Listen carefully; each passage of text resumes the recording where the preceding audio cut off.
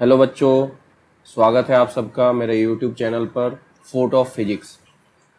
तो इस वीडियो में अपन पढ़ने वाले हैं micro analysis of current and second thing कि यहाँ पर करंट डेंसिटी वगैरह कैसे आता है, वो सारी चीज़ें अभी देखना चालू करेंगे। ठीक है, अब ध्यान से सुनिए मेरी बात को कुछ देर कि देखो करंट जो है ना, उसको टेंसर के कैटेगरी में रखा जाता है, ना तो स्केलर है ना तो वेक्टर है, वो टेंसर फिजिकल क्वांटिटी है। अच्छी बात है, टेंसर लेकिन अपने सिलेबस में है नहीं। तो अगर मान लीजिए कि आपको ऑप्शन टिक करने के लिए आता है और उसमें टेंसर देता है, 4 ऑप्शन में से टेंसर देता है करंट के बारे में, तो आप टेंसर पे टिक करेंगे। अगर मान लीजिए उस चारों ऑप्शंस में सिर्फ स्केलर वेक्टर रहता है तो आप किसको टिक करेंगे? स्केलर को वेक्टर, स्केलर को टिक करेंगे, वेक्टर को नहीं टिक करेंगे। तो हम ये मान के चलेंगे कि करंट जो है एक कैसा क्वांटिटी है? स्केलर फिजिकल क्वांटिटी है। अब चूंकि करंट स्केलर फिजिकल क्वांटिटी है तो कहीं ना कहीं अब इसके साथ डायरेक्शंस तो है कि करंट इधर बह रहा है, करंट इधर बह रहा है, या फिर करंट इस वायर में इधर फ्लो कर रहा है, इस डायरेक्शन, इसका डायरेक्शन ये है। करंट वेक्टर इसलिए नहीं है क्योंकि वो वेक्टर लॉ ऑफ एडिशन को फॉलो नहीं करता है, इस वजह से वो वेक्टर फिजिकल क्वांटिटी नहीं है। अभी इस वायर में मान लो कि इधर करंट फ्लो कर रहा है, इस वायर में इधर जो है करंट, मान लो कि ये दिख रहा है ना, इधर करंट फ्लो कर रहा है। अब हमने क्या किया कि इस वायर को पकड़ा और ऐसे घुमा दिया, तो अब तो करंट इधर फ्लो करने लग गया ना। अच्छी बात है। तो कुल मिलाकर के करंट जो है, कुल मिलाकर के अभी आपके लिए क्या मान के चलना है? स्केलर फिजिकल क्वांटिटी है। ठीक है, तो हमें कहीं ना कहीं एक ऐसी फिजिकल क्वांटिटी की जरूरत बार बार पड़ रही थी जो कि रोल प्ले करे करंट के जैसा ही और डायरेक्शन उसका करंट की तरफ हो। तो इसलिए यहां पर हम लोग करंट डेंसिटी डिफाइन किए। क्या डिफाइन किए? Current density. इसको बेटा अपन जे से डिनोट करते हैं। किससे डिनोट करते हैं? जे से। और ये एक वेक्टर फिजिकल क्वांटिटी है। क्या है? वेक्टर फिजिकल क्वांटिटी है। अच्छी बात है, वेक्टर फिजिकल क्वांटिटी। अच्छा, इसका यूनिट क्या होता है? यूनिट के बारे में आते हैं हम। ठीक, तो जे बेसिकली होगा क्या? तो J will be equal to current divided by area, current density, current divided by area. अच्छा, ये तो हो गया मैग्नीट्यूड फॉर्म। तो वो भी एरिया कौन सा, ठीक, उसके बारे में अपन बात करेंगे। अच्छा, यहां से यूनिट आप डिसाइड कर सकते हैं शायद। ध्यान से देखो, ऊपर है एम्पियर करंट है और नीचे क्या है? एरिया, मतलब मीटर स्क्वायर। बात समझ में आ रहा है क्या? तो यूनिट भी आप डिसाइड कर पाए। अब मान लीजिए कि आपके पास ये रहा चैनल, ये एक चैनल है, ठीक है, और यही चैनल, मान लीजिए कि ये एक चैनल है। अच्छी बात है, यहां तक हम कर देते हैं इस चैनल को, है ना। ठीक, अब ये चैनल है, मतलब चैनल मतलब बेसिकली कि क्या कह रहे हैं हम? एक वायर है, वायर को बस जूम किया हुआ है, वो पतली सी वायर को क्या किया गया है? जूम किया गया है। अब मान लीजिए कि करंट जो है आपका, करंट जो है किस डायरेक्शन में फ्लो कर रहा है? इस डायरेक्शन में करंट फ्लो कर रहा है। अच्छी बात है साहब, इधर जो है करंट फ्लो कर रहा है। अच्छी बात है। अगर मान लो कि हम एक एरिया मानते हैं, एक ऐसा एरिया जो हल्का सा टिल्टेड हो, हम ऐसा एरिया मान लिए, तो ये तो एक मतलब सरफेस मान लिए। सरफेस के परपेंडिकुलर होता है एरिया वेक्टर। अगर आपको पढ़ाया गया हो 11th में, एरिया वेक्टर पढ़ाया गया था ना, 11th में भी पढ़ाया गया था, 12th के इलेक्ट्रोस्टैटिक्स में भी पढ़ाया गया था कि एरिया एक वेक्टर क्वांटिटी है। क्लोज्ड सरफेस, ओपन सरफेस, ये दोनों चीजें बात करी गई थी। अच्छा, तो एरिया कुल मिलाकर के क्या है? एक वेक्टर फिजिकल क्वांटिटी है। अच्छी बात है साहब।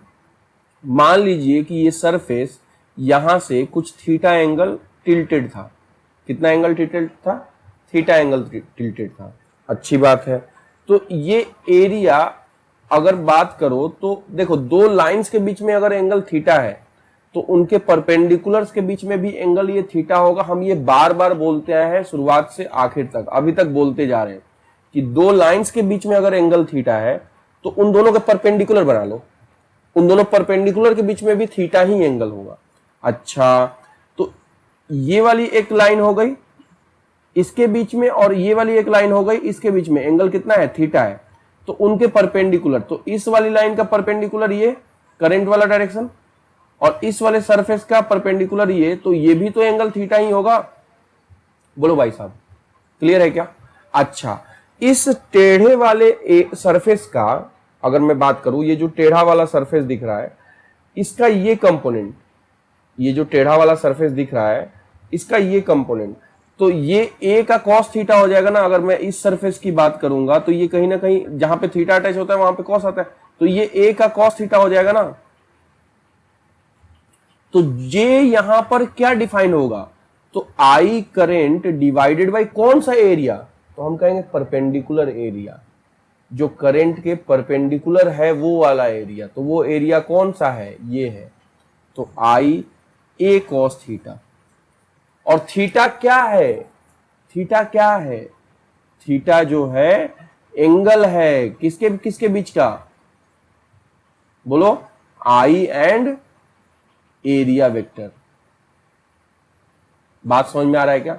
अच्छा, तो I इज इक्वल टू क्या बोला गया, हम यहां से J इंटू ए इंटू कॉस थीटा लिख सकते हैं क्या? ये बेसिकली अगर आप देखें गौर से तो I is equal to nothing but J vector dot area vector है। ऐसे ही डॉट प्रोडक्ट लिखते हैं ना, पहले वेक्टर का मॉड्यूलस दूसरे वेक्टर का मॉड्यूलस इंटू कॉस थीटा। तो ये फॉर्मूला बहुत अच्छे तरीके से याद होना चाहिए, ये दोनों के दोनों। J equal to I by A कह लो, या फिर आई बाई एरिया, ऐसा जो सरफेस ऐसा जो परपेंडिकुलर हो करंट के। बात समझ में आ रहा है क्या? तो ये दोनों बातें आपको ध्यान रहनी चाहिए। क्लियर है क्या? तो करंट डेंसिटी कैसा क्वांटिटी है, वेक्टर फिजिकल क्वांटिटी है। क्लियर है क्या? मैग्नीट्यूड भी है और डायरेक्शन भी है। बोल मुन्ना, ठीक है, चलो अब आगे बढ़ते हैं। अगला हेडिंग डालिए, माइक्रो एनालिसिस।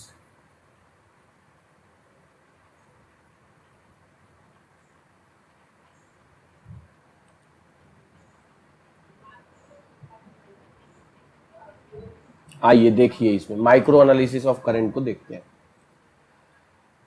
सबसे पहले एक बात बताओ, कोई भी एक वायर पड़ा हुआ है, जैसे ये वायर है ना, ये वायर जो पड़ा हुआ है, इस वायर कुछ रूम टेम्परेचर पड़ा है कि नहीं? तो जब कोई रूम टेम्परेचर पे, नॉर्मल रूम टेम्परेचर पे पड़ा है, तो मैक्सवेल्स का लॉ ऑफ इक्विपार्टीशन अगर आपको याद हो,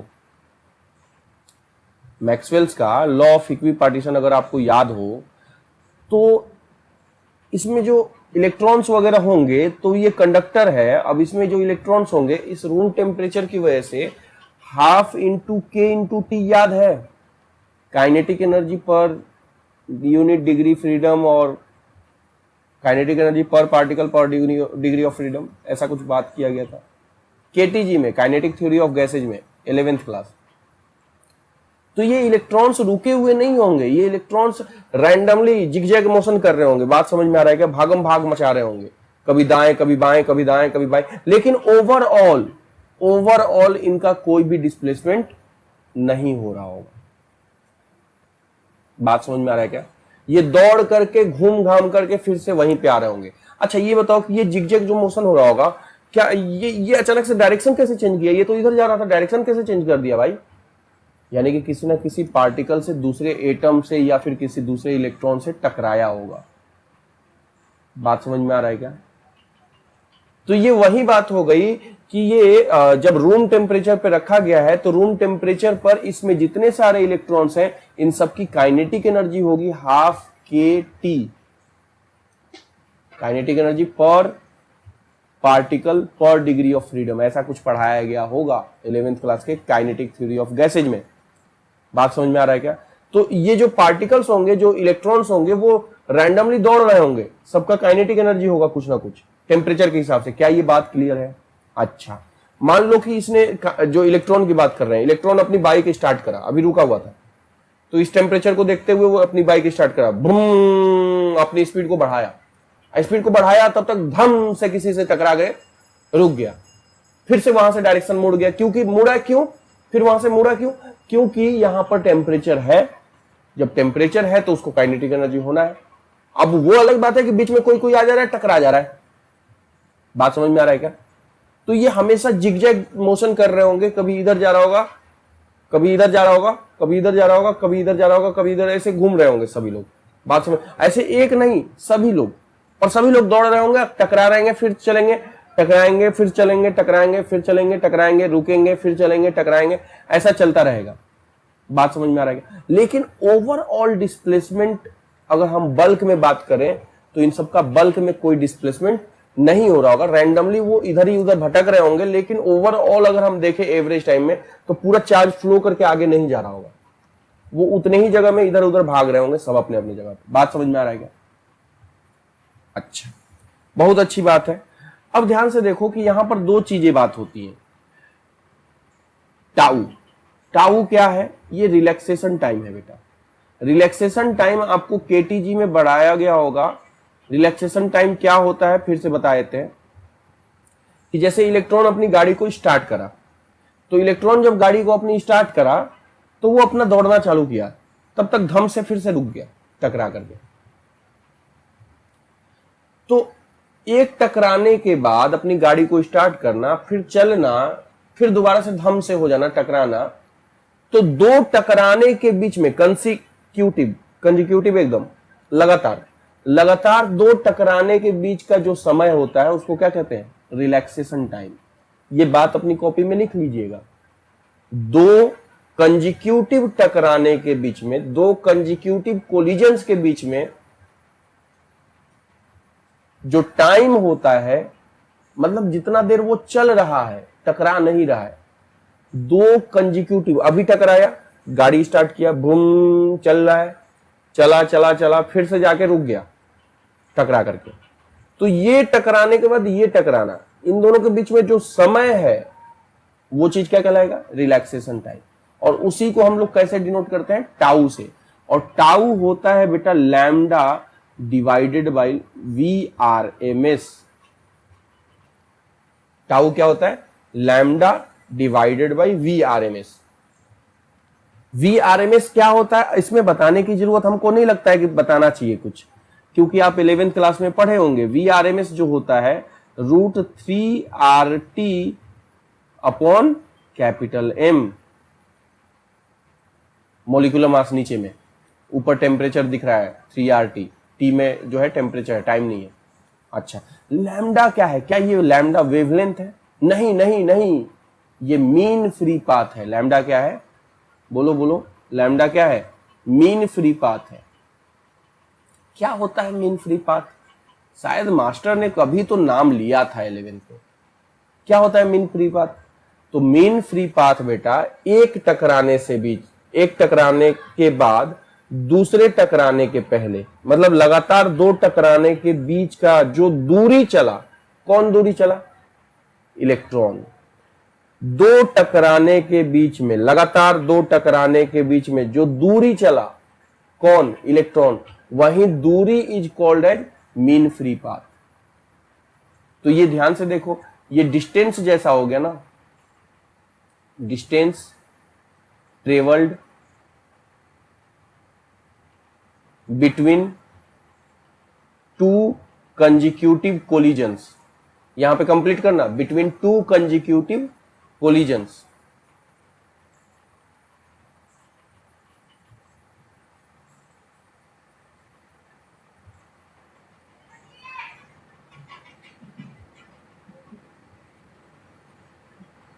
बात समझ में आ रहा है क्या? तो ये हो गया लैम्डा। क्लियर है?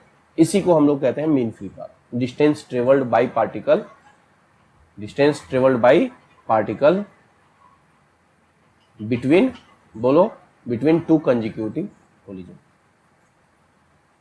क्लियर है? यहां तक सही है, कोई दिक्कत नहीं? चलो, अब ये बताओ कि अगर हम टेम्परेचर को बढ़ाएंगे, अगर हम टेम्परेचर को बढ़ाएंगे, मतलब गर्मी का मौसम ला देंगे, टेम्परेचर बढ़ जाएगा खुद ही से। तो टेम्परेचर जब बढ़ाएंगे तो VRMS बढ़ जाएगा। VRMS जब बढ़ जाएगा तो कुल मिलाकर नीचे की चीज जब बढ़ रही है तो ओवरऑल रिलैक्सेशन टाइम क्या हो जाएगा? कम हो जाएगा। मतलब कि दो टकराने के बीच का समय कम हो जाएगा, मतलब जल्दी जल्दी टकराएंगे आप। बात समझ में आ रहा है? तो ये थोड़ा सा विजुअलाइजेशन थोड़ा सा क्लियर रहना चाहिए। बात समझ में आ रहा है क्या? यहां तक कोई दिक्कत तो नहीं? चलो बहुत बढ़िया। अब यहां पर अगर मैं थोड़ा सा ये चैनल की बात करूं, मान लो कि एक चैनल बनाता हूं मैं ऐसे ही नॉर्मल एक टेम्परेचर टी पे रखता हूं, तो एक कोई पार्टिकल था जो कि कभी इधर गया, जो कभी इधर आया, फिर इधर आया। बात समझ में आ रहा है क्या? लेकिन अगर मान लो कि इसी चैनल, ये रूम टेम्परेचर टी की बात कर रहा हूं, ये यहां पे पक्का मुड़ा क्यों है? मुड़ा क्यों है? क्योंकि वहां पे कोलिजन हुआ होगा। क्लियर है क्या? वहां पे कोलिजन हुआ होगा। अच्छा, अब एक काम करते हैं कि अगर मान लो कि कुछ ऐसा कर दें कि अगर हम इसमें पोटेंशियल डिफरेंस लगा दें। क्या लगा दें? Potential difference. पोटेंशियल डिफरेंस बोले तो पोटेंशियल डिफरेंस करता क्या है? हाई पोटेंशियल से लो पोटेंशियल की तरफ जो है इलेक्ट्रिक फील्ड हो जाता है। तो मान लो कि अगर हमने इलेक्ट्रिक फील्ड लगा दिया एक, तो ये इलेक्ट्रिक फील्ड कहीं ना कहीं ये जो इलेक्ट्रॉन था, इस इलेक्ट्रॉन को अब नए पाथ पे लेके जाएगा। थोड़ा सा एक तूफान का इफेक्ट आना चालू हो जाएगा। बोलो, जो कभी यहां पर आ जाता था अब वो थोड़ा आगे शिफ्ट हो जाएगा। बोलो भाई साहब, वो थोड़ा सा तो आगे शिफ्ट हो जाएगा। बात समझ में आ रहा है क्या? थोड़ा सा आगे शिफ्ट हो जाएगा। क्लियर है? तो कहीं ना कहीं इस तूफान की वजह से ये इलेक्ट्रॉन जो है थोड़ा सा आगे शिफ्ट हो गया। बात समझ में आ रहा है क्या? ये थोड़ा सा ड्रिफ्ट कर गया। क्या आपको ये समझ में आ रहा है कि इस तूफान होने की वजह से, इस इलेक्ट्रिक फील्ड होने की वजह से इस इलेक्ट्रॉन पर लेफ्ट में फोर्स लगा, और लेफ्ट में फोर्स लगा तो कहीं ना कहीं उस इलेक्ट्रॉन को लेफ्ट में हल्का डिस्प्लेस कर दिया गया, लेफ्ट में उसको ड्रिफ्ट कर दिया गया। अरे क्लियर है क्या? बोलो भाई साहब।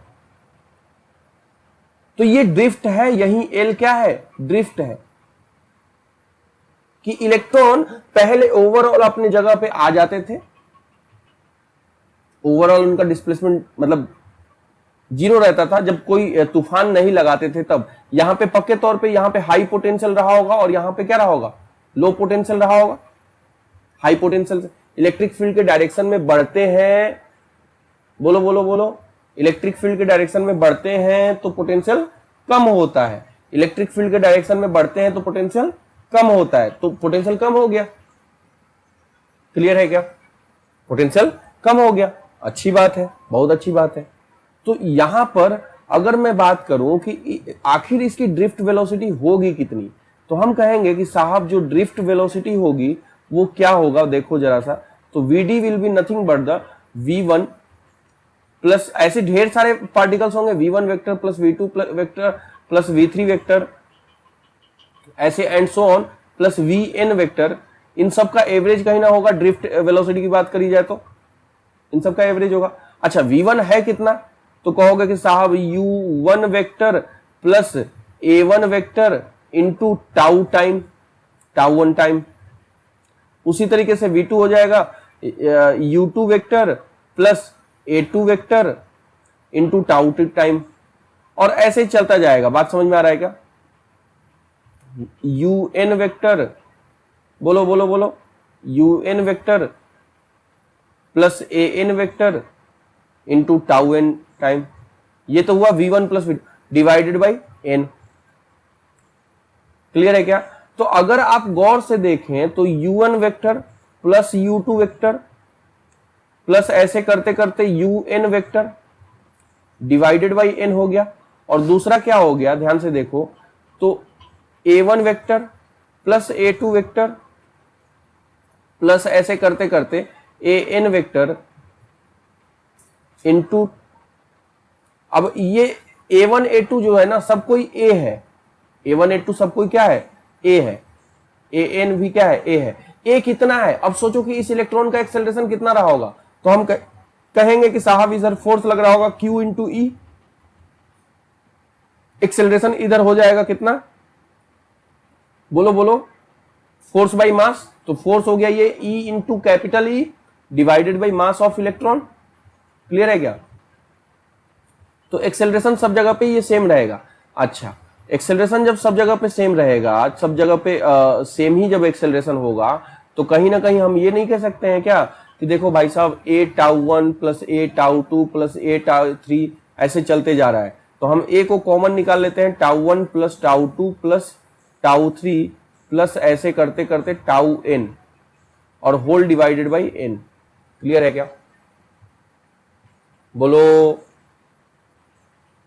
तो ये चीज आपको जीरो है, क्योंकि जब कोई तूफान नहीं था ना, जब कोई तूफान नहीं था तो ओवरऑल सबका हम ये देख रहे थे कि सारे लोग दौड़ जरूर रहे थे, लेकिन ओवरऑल उस चैनल से लोग डिस्प्लेस करके दूसरे तरफ नहीं जा रहे थे। ओवरऑल उनका वेलोसिटी जीरो ही हो रहा था, तभी वो वहीं पे रुके रह रहे थे। बात समझ में आ रहा है क्या? क्लियर है? लेकिन अगर यही चीज हम लोग तूफान तो इनिशियल वेलोसिटी का एवरेज तो जीरो होगा। इनिशियल वेलोसिटी शुरुआत में तो कोई तूफान था नहीं, हमने बाद में तूफान लगाया, तो जब कोई तूफान था नहीं तो वो सभी लोग ओवरऑल वहीं अपनी जगह पे रहते थे, दौड़ते जरूर थे लेकिन लौट करके वहीं पे आ जाते थे। क्लियर है क्या? अच्छा, बहुत अच्छी बात है। तो आपके पास हो गया 0 प्लस ए इंटू टाउ एवरेज, और टाउ एवरेज तो आपको याद ही है। क्लियर है क्या? टाउ एवरेज क्या है बोलो?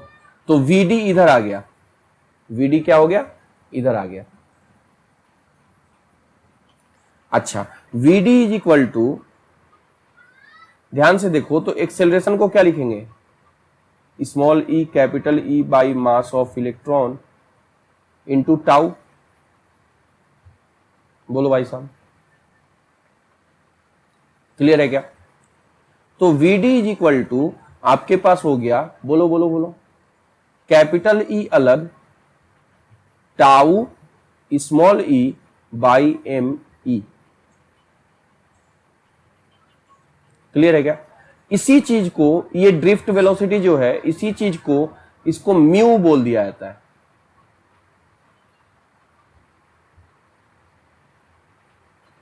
ये चीज क्या हो गया? ड्रिफ्ट वेलोसिटी, ड्रिफ्ट स्पीड या ड्रिफ्ट वेलोसिटी। अच्छा, इसको क्या कहते हैं? इसको कहते हैं मोबिलिटी। मोबिलिटी और ड्रिफ्ट वेलोसिटी में क्या फर्क है?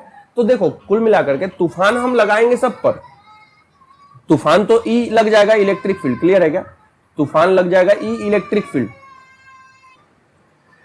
तो म्यू जो हो जाएगा आपको मोबिलिटी। अच्छा, तूफान तो सब पे लगाएंगे, ठीक है, क्लियर है, तूफान तो सब पे राइट में लग गया, तो इसकी वजह से सब पर जो है लेफ्ट में फोर्स लगना चालू हो गया, सारे इलेक्ट्रॉन्स पे। लेकिन हो सकता है कुछ इलेक्ट्रॉन बाहर में हो सरफेस के, कुछ इलेक्ट्रॉन बिल्कुल अंदर दबे हो, तो इसमें से कौन कितना मोबिलिटी अपने में रखता है, जो बढ़िया से फ्री होगा उसमें मोबिलिटी ज्यादा होगी, वो बढ़िया से दौड़ पाएगा। अब तुम खुद सोचो कि एक भारी भरकम इंसान और एक हल्के फुल्के इंसान, कौन तेजी से दौड़ पाएगा? हल्के फुल्के इंसान पे तूफान लगाएंगे, वो तुरंत दौड़ना चालू कर देगा, तो उसकी मोबिलिटी ज्यादा है हल्के फुल्के की, भारी वाले आदमी के मोबिलिटी कम है। अब वो कितनी रफ्तार से दौड़ रहा है, that is called as drift speed, drift velocity. बात समझ में? अच्छा, म्यू क्या है? म्यू है basically mobility, and that is equal to TEM. क्या कहेंगे इसका शॉर्ट फॉर्म, कैसे याद रखेंगे? TEM, tau E by M. Mobility का शॉर्ट फॉर्म कैसे याद रखेंगे भाई साहब? टेम। क्लियर है क्या? टाइम नहीं, टेम, टाइम को अपन टेम बोलेंगे अब। क्लियर है क्या? तो VD is equal to mu E. अच्छी बात है। अब ध्यान से सुनिए कि आपके पास इलेक्ट्रिक फील्ड हो गया, मोबिलिटी आपने निकाल लिया, ड्रिफ्ट वेलोसिटी निकाल लिया, बहुत अच्छी चीज है। अगर मैं बात करूं कि अगर दोनों साइड में इलेक्ट्रिक फील्ड में जो देख रहा हूं, इलेक्ट्रिक फील्ड की वजह से बेसिकली पोटेंशियल डिफरेंस क्रिएट हुआ पड़ा है, तो मान लीजिए कि पोटेंशियल डिफरेंस जो हो रहा है इन दोनों के बीच में, जो पोटेंशियल डिफरेंस हो रहा है वो डेल्टा वी हो रहा है, V higher potential minus V lower potential. Clear है क्या? बोलो भाई साहब, बोलो बोलो, क्लियर है ना? जो पोटेंशियल डिफरेंस क्रिएट हो रहा है उस चैनल में, वो हो रहा है दैट इज इक्वल टू, बोलो, V higher potential minus V lower potential. Clear है? बहुत बढ़िया। अच्छा, ये जो डेल्टा V क्रिएट हुआ है that will be equal to E into कुछ दूरी, बोलो ना, E इंटू कुछ दूरी। ठीक है, तो ये मतलब E इंटू दूरी जो है, E इंटू दूरी is equal to delta V। ये क्लियर है यहां तक? अच्छा, और सुनो, इसमें क्या क्या बात किया जा सकता है, और इसमें बात किया जा सकता है जैसे कि टाउ जो था, अगर आप गौर से देखें तो लैम्डा का फॉर्मूला जब देखेंगे आप 11th क्लास का, तो 1/√2 पाई एन डी स्क्वायर कुछ होता था, ठीक है ना। वो बेसिकली लैम्डा जो है टेम्परेचर पर डिपेंड नहीं करता है, मीन फ्री पाथ जो है टेम्परेचर पर डिपेंड नहीं करता है, ठीक है ना। लैम्डा का अगर फॉर्मूला आपको याद हो तो कुछ ऐसा होता था, मैं बस एक थोड़ा सा झलक दिखाने की कोशिश कर रहा हूं। शायद ऐसा ही कुछ आपके पास लैम्डा होता था, आपको केमिस्ट्री में भी पढ़ाया गया होगा। क्लियर है क्या? तो अगर आप देखें तो लैम्डा किस पर डिपेंड कर रहा है, तो हम कहेंगे कि साहब √2 तो कोई संख्या है, उस मटेरियल से तो कोई लेना देना है नहीं। पाई भी एक संख्या है।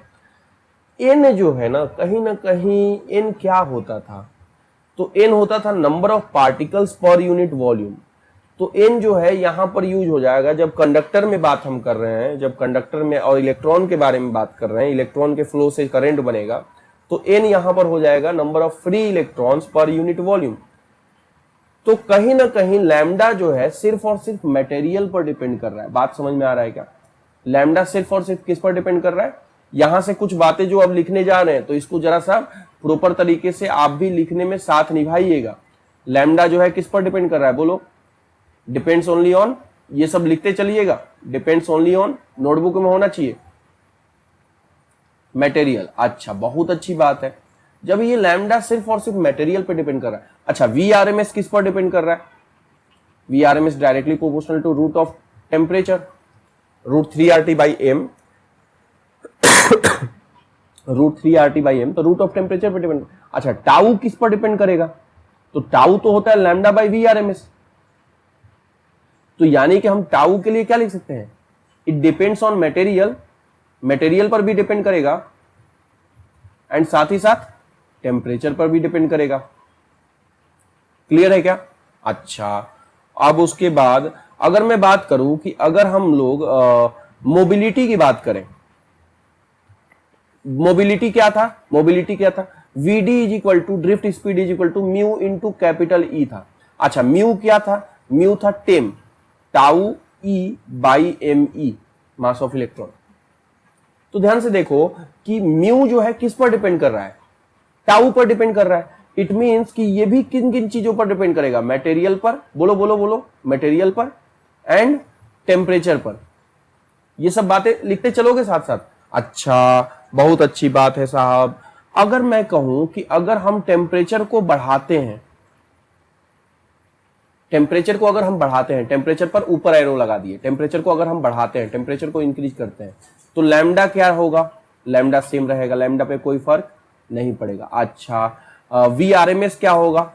VRMS पर फर्क पड़ेगा, जो कि टेम्परेचर पर डायरेक्ट दिख रहा है, टेम्परेचर पर डायरेक्ट दिख रहा है, दिख पा रहा है क्या? टेम्परेचर पर डायरेक्ट दिख रहा है, तो इस पर फर्क पड़ेगा, ये VRMS बढ़ जाएगा। अच्छा, VRMS जब बढ़ जाएगा तो टाउ पर फर्क क्या पड़ेगा?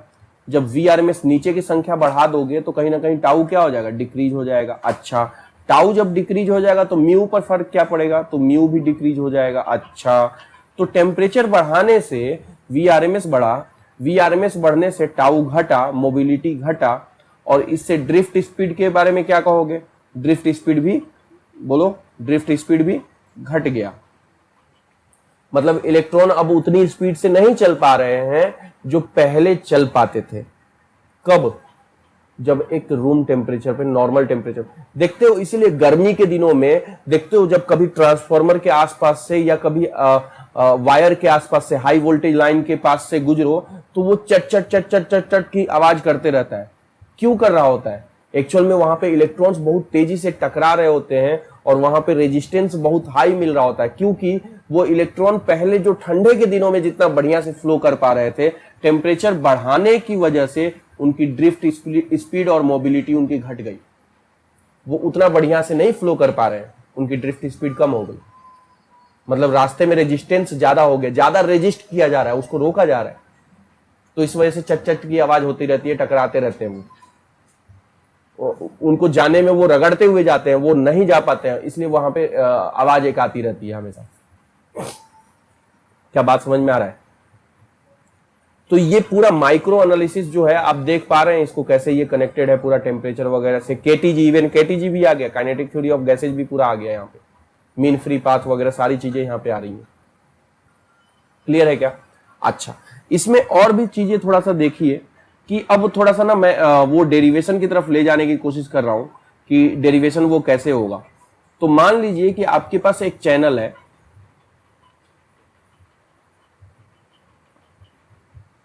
मान लीजिए कि ये आपके पास एक चैनल है और इस चैनल को हमने एक बैटरी से कनेक्ट कर दिया है, और बैटरी मान लीजिए कि V वोल्ट है, जो भी है V वोल्ट है प्लस माइनस, तो ये हायर पोटेंशियल हो गया और ये लोअर पोटेंशियल हो गया। मेरे साथ साथ करवाते जाओ साथ साथ, और नोटबुक में नोट भी करते जाओ।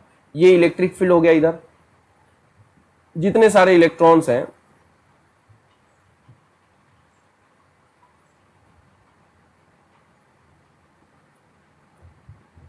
ये सारे किधर फ्लो कर रहे होंगे, इधर जा रहे होंगे, क्योंकि इधर में फोर्स लग रहा होगा। अच्छी बात है।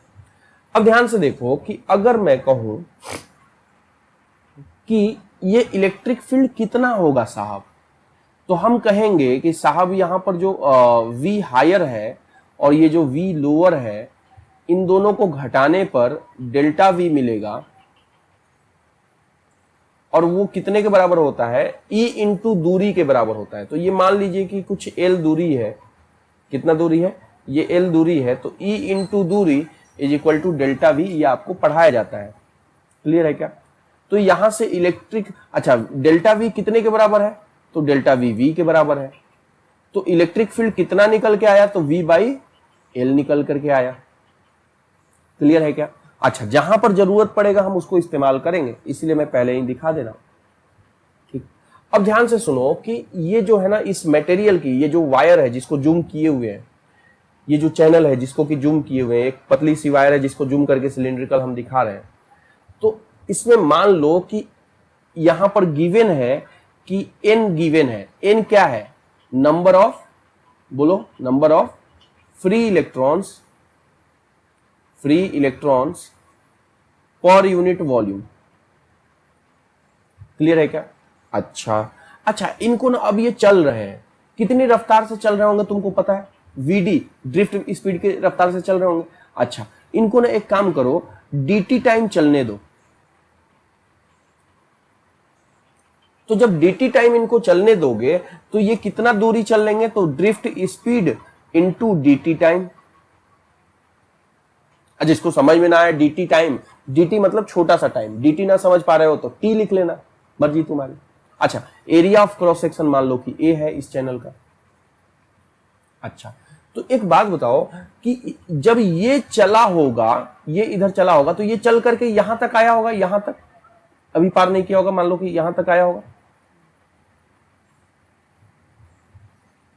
ये मान लो कि चल करके यहां तक आया होगा, तो क्या वो अकेले चला होगा या उसके पीछे में भी जितने सारे लोग होंगे लाइन से खड़े हुए वो भी चल रहे होंगे, वो चल करके यहां तक आएंगे? बात समझ में आ रहा है क्या? सभी लोग एक के बाद पीछे से चल रहे होंगे लाइन से। अच्छा, तो कुल मिलाकर के अगर मैं कहूं कि ये जो लाइन हमने बनाया है, ये जो लाइन हमने बनाया है, इस मार्क्ड पोजीशन को कितने लोग क्रॉस किए?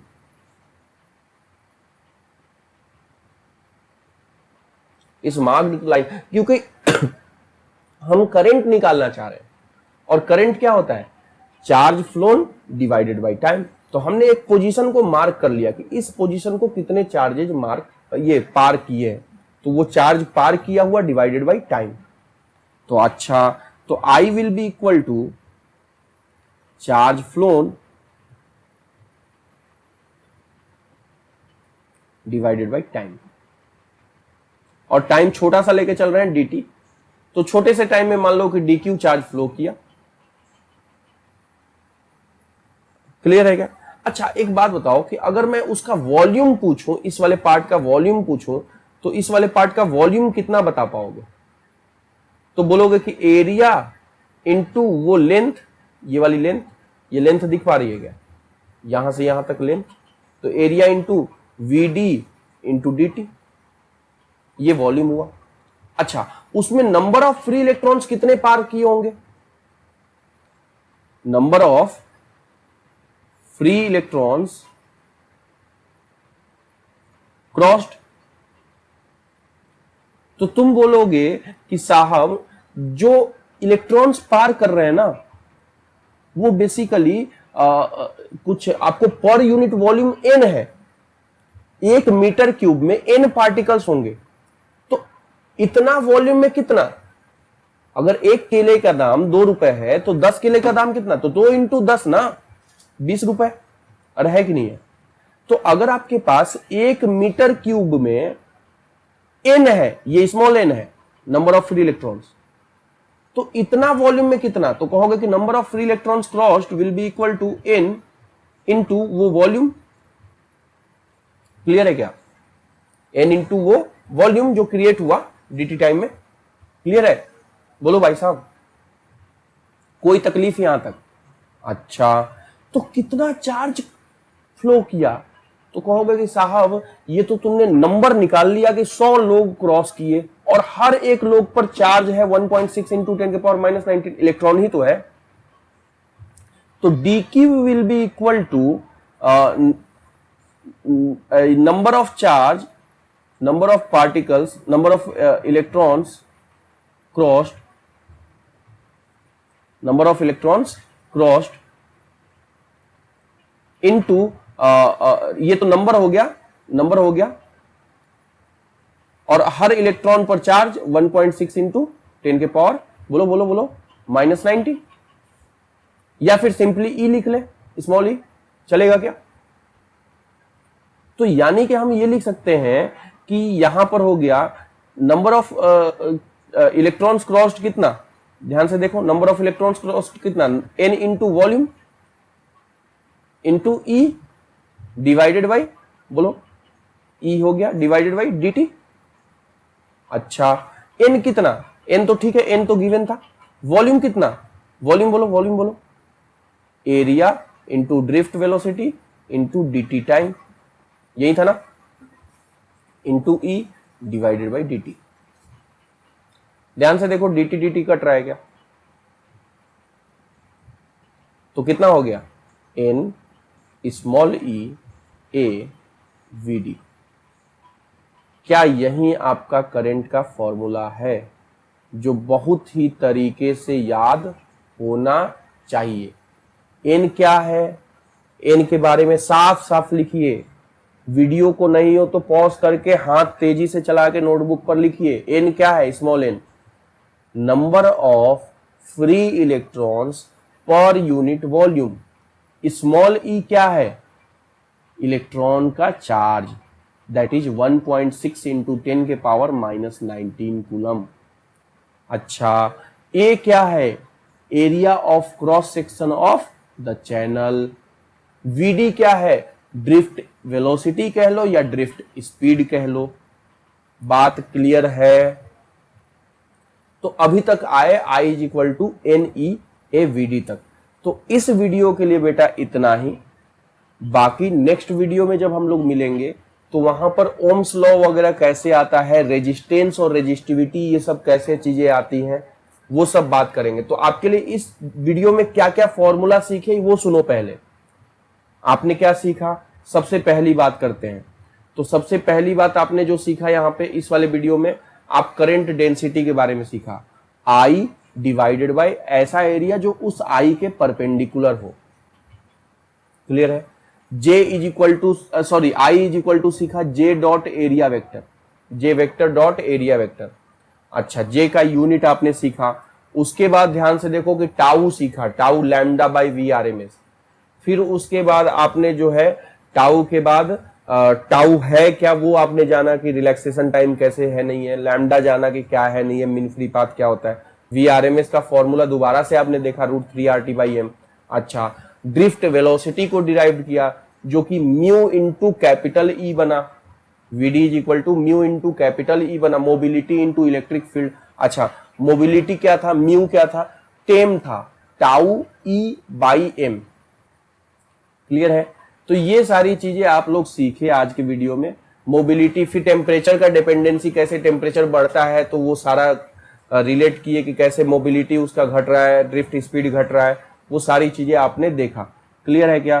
फिर उसके बाद जो है आपने I is equal to NEAVD आपने डिराइव किया और दिखाया। क्लियर है क्या? तो इस वीडियो के लिए इतना ही बेटा।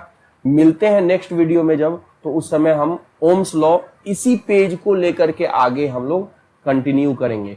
ओम्स लॉ नेक्स्ट वीडियो में देखेंगे, वहीं पर रेजिस्टेंस वगैरह भी डिस्कस करेंगे। कोशिश करिए कि ये ज्यादा से ज्यादा दोस्तों तक पहुंचाइए। ठीक है? चैनल को सब्सक्राइब कर लीजिए, अपने दोस्तों से सब्सक्राइब करवाइए, उन तक वीडियो को पहुंचाइए। बहुत मेहनत करके आपके लिए वीडियो बना रहे हैं, बहुत समय निकाल करके मैं आपके लिए कुछ कंटेंट बना रहा हूं। आप कुछ मेरी मदद करिए, मैं कुछ आपकी मदद कर रहा हूं। ये म्यूचुअल होना चाहिए। ओके, ठीक है। थैंक यू सो मच बेटा। मिलते हैं नेक्स्ट वीडियो में, तब तक के लिए बाय बाय।